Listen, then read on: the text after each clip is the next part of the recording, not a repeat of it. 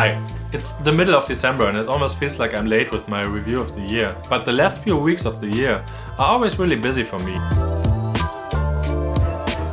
2023 was pretty exciting on one hand, and at the same time the year felt like not much happened. Maybe you can relate to that. You forget so many smaller achievements because every year we have such high expectations for the next year. But more on that later. Anyway, I will try to go through the year in chronological order. At the beginning of the year, we did two major projects with our production company Video Kiosk. An in-house film for ThyssenKrupp and a music video commercial for Favorite Original. During this time, photography was out of the question. I don't know about you, but I only have a limited amount of creative energy, and so my own projects had to be put on pause. During this time, however, I watched White Lotus in a record time. Normally I'm not interested in TV series, but I can really recommend White Lotus to you. This series is really refreshing stuff and very inspiring on so many levels.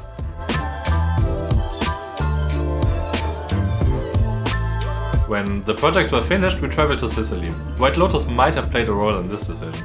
I had my raw reflex with a few rolls of portrait and my Sony a7 III with me. I took photos with both cameras, but I only really had fun with the raw reflex. I later sold the Sony. It was a fantastic camera, but something always bothered me about it. The colors that came straight out of the camera, the video functions that I actually bought the camera for, the menus and so on. Nevertheless, here are my highlights from Sicily, and there are also some frames from the Sony.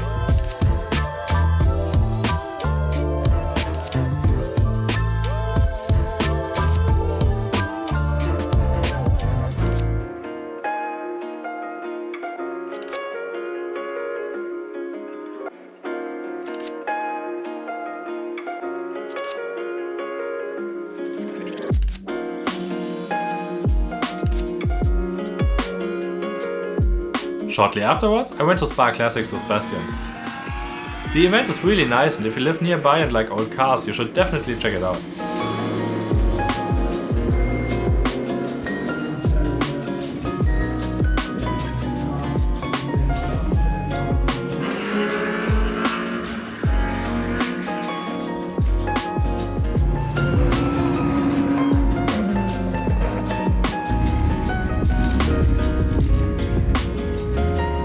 Here are a few highlights from the Spa Classic.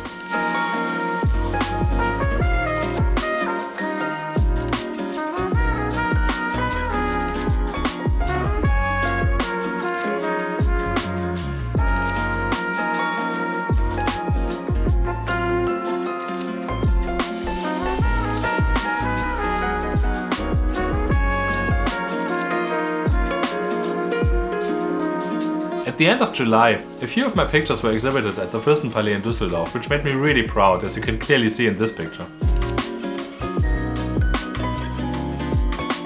Shortly afterwards, we were on our way to Thessaloniki. We were invited to a friend's wedding and arrived a few days earlier to see the city. I didn't take many photos because I just wanted to enjoy the time and impressions without a camera. But I can't travel without a camera, so here are a few highlights.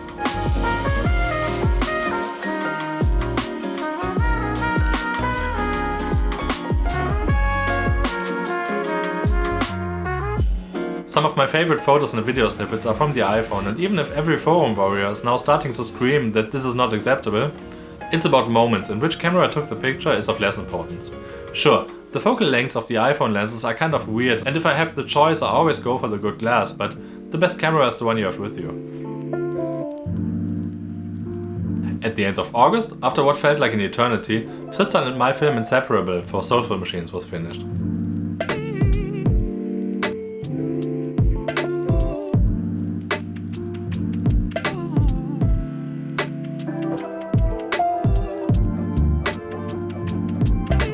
You can watch the whole movie on the Soulful Machines channel.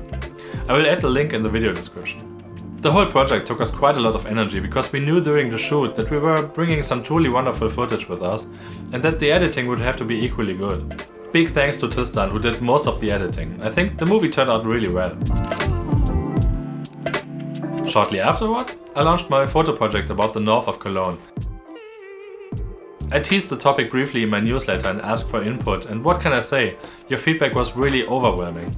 I received some really long emails with your favorite spots and your story about them, and I'm currently in the process of visiting them. Thanks again for all the feedback. I've already photographed 2 days, but I still have a lot of locations ahead of me and hope to make progress at the beginning of the year and be finished by the summer. I don't know exactly what I will do with the series then. It also depends on how many pictures will stay in the series and how many pictures will be thrown out, I guess. In the summer we spent a long time in Tuscany, where I also took far fewer photos than I actually wanted to.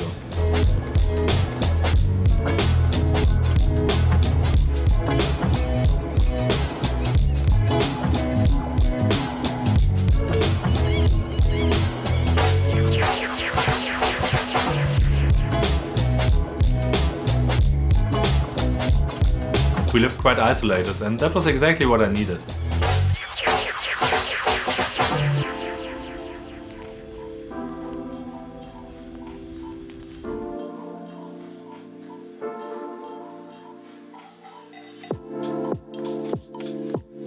I think it's important to take a break from everyday life and question your goals every now and then. For me, it's the eternal battle between my work as a video producer and photographer. Social media often makes you believe that you always have to choose one and put your heart and soul into these creative professions, because otherwise you would fail, but of course that doesn't work. For me, I decided at the beginning of the year that I would stop working with production companies and documentary film directors and only work directly with my clients from industry and commerce as a video producer. To list the reasons why I no longer work with other production companies and directors would blow the scope of this video, but if you are interested, I can make a video about it. I've actually followed through with my decision, apart from one other shoot, and it's really good for me to have such a clear distinction and only use up my creative battery for my own photography and our production company video kiosk. It may be the winter, but at the end of the year I often feel like I haven't really accomplished anything, and most of my friends feel the same way. Preparing this video here has forced me to review the whole year, a bit like many journaling techniques. And even though I took a lot fewer photos this year and also brought a lot fewer photos to the portfolio than usual, I managed to achieve a lot, namely to get a lot of clarity about my goals.